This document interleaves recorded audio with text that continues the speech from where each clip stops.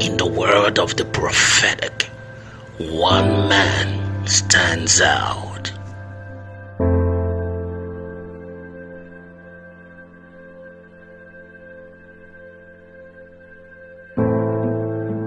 Apostle King Favor.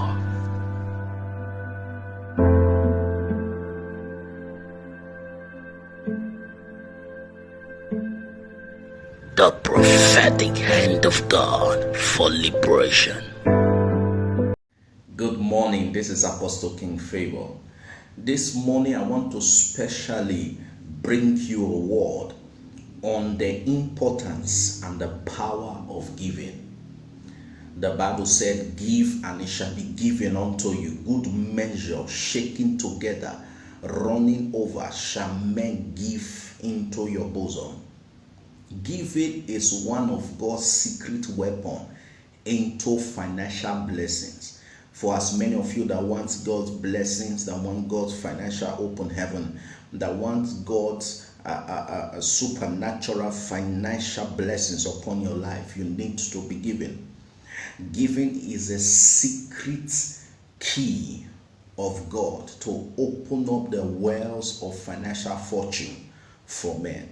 Solomon gave 1,000 burnt offering and his destiny opened. And the Bible said Solomon became very wise and very rich. Even till date, the world has not recovered from Solomon's wealth. Solomon till date is still known as one of the wealthiest kings that have ever lived. Why? Because he gave to God. Listen to me. Giving shows our love for God. Giving shows our heart for God. There are so many of us that serve God, but we want to take it to the extra.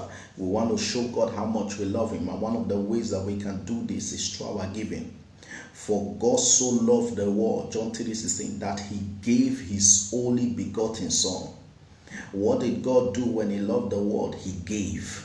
So we all, in our response to our love for God, needs to also give. Give him our heart, give him our finance, give him all that concerns us.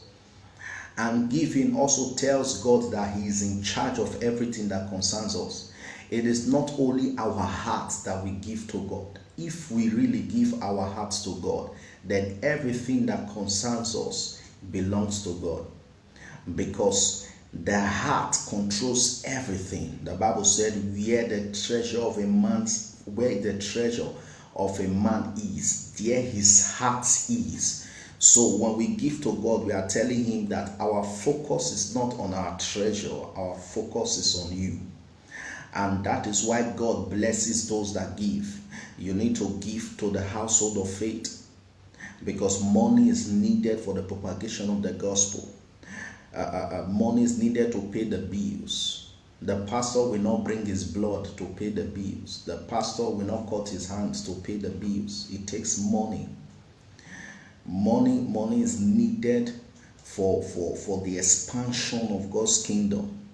Reaching out to more souls costs money. Publicity costs money. Printing tracts costs money. Printing handbills costs money. Money is needed to reach out to the poor. Jesus said, he said, he that giveth water to the least of my brethren, said, he has done it to me. And the same scripture said, and they responded, said, when did we see you that we didn't give you water? When did we see you hungry that we didn't give you food? He said, what you do to the least of my brethren, you do to me.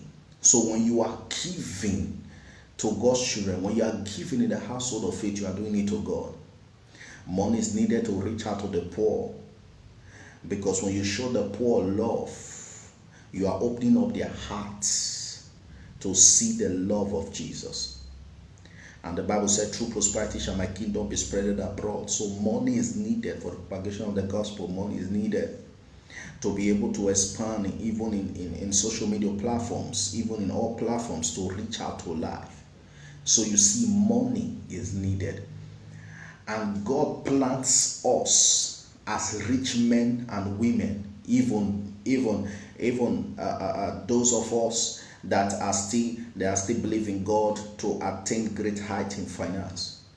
The ones and the little that we have, God have given unto us, not just for our consumption alone, but for the propagation of the gospel, for the moving forward of his work.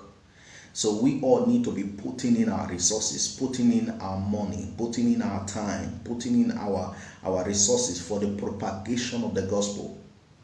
You ought to be calling the apostle right now. Say, Apostle, I want to put in this and that.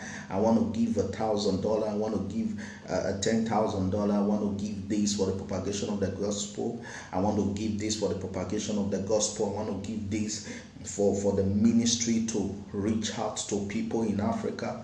I want to give this for the ministry to be able to reach out to people in Asia. I want to give this for the ministry to be able to reach out to people in the United States.